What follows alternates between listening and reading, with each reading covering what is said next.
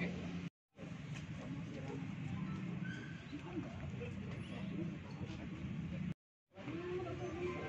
Nah, kayak gini lu buat bersering apa, Bar? Aman, Bang.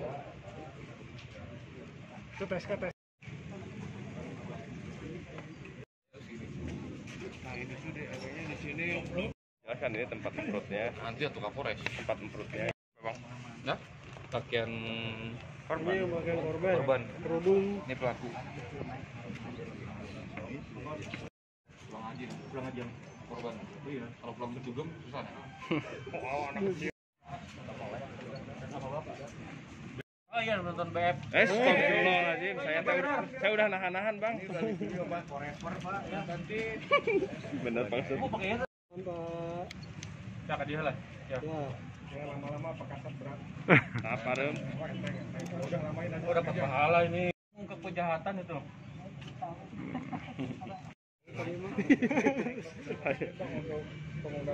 Ini terkait dengan pengungkapan kasus anak kecil berumur 10 tahun dalam kondisi meninggal di lakban, kemudian dimasukkan ke dalam karung di wilayah Kecamatan Pacet.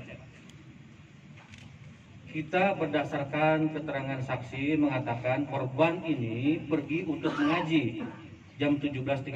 Seharusnya kembali ke rumah itu sekitar jam 7 malam. Tetapi sampai jam 22.23 belum ada juga, sehingga diumumkan dicari. Kemudian ditemukan tidak jauh dari lokasi rumah korban dalam kondisi sudah meninggal, di dalam karung dengan kondisi di mulut dilakban dan tangan dilakban, serta ada luka pada jidat dan kening, luka akibat benda tumpul sesuai dengan hasil otopsinya.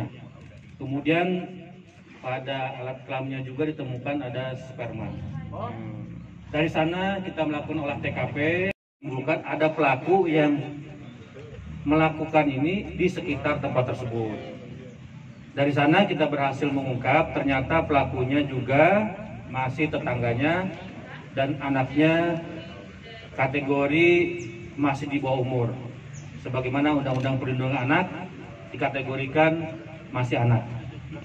Sehingga tidak bisa kita tampilkan pelakunya hari ini, namun sebenarnya pelakunya sudah kita tangkap dan sudah kita proses dan tentu saja didampingi dengan Bapas.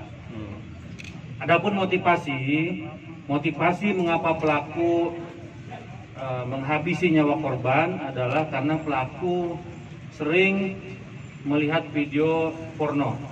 Dalam handphone pelaku kita menemukan banyak sekali koleksi video-video tersebut, sehingga memicu pelaku untuk melakukan tindakan tersebut. Menghabisi korban karena tidak ingin terungkap siapa yang melakukan kegiatan perbuatan cabul tersebut. Terhadap yang bersangkutan kita terapkan pasal 340, 338, kita juntukan juga dengan Undang-Undang Perlindungan Anak pasal 80 dan 81. Adapun ancaman pidananya kurang lebih 20 tahun. Jadi ancaman pidananya 20 tahun atau seumur hidup. Bang, yang bersangkutan. Setelah kejadian masih sempat melakukan pencarian dengan warga sekitar dan warga juga melihat. Setelah melihat situasi agak tenang, kemudian pelaku melarikan diri di seputaran sana juga, di daerah Majalaya kami temukan yang bersangkutan. Nah, kategori anak pasif.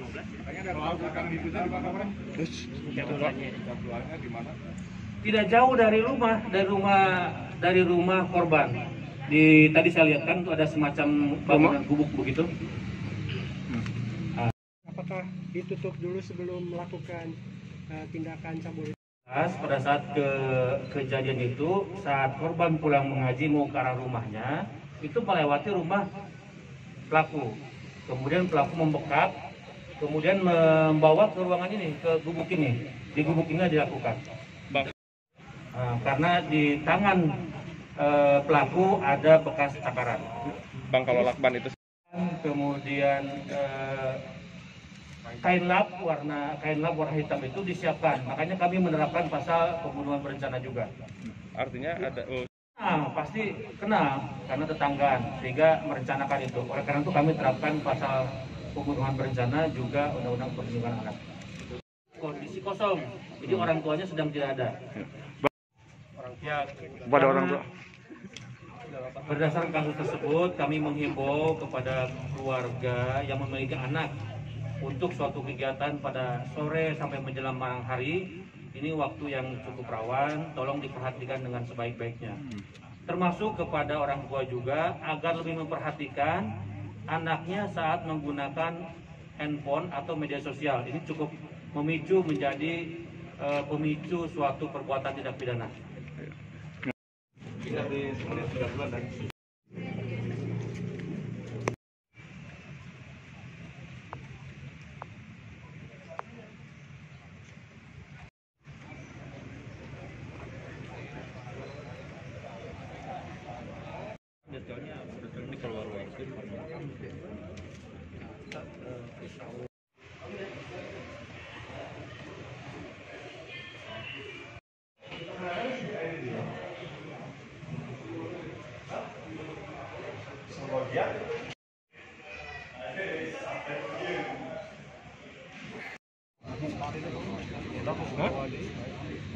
Kemana biru nah butuh mah? Butuhnya biru nah. Oh jadi itu dipakai pukul ya?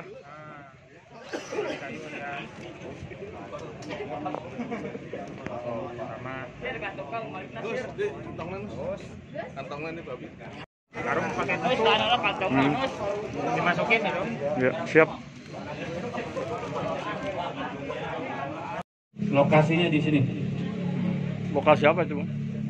Lokasi persetubuhannya dan pembunuhannya juga dilakukan di sini.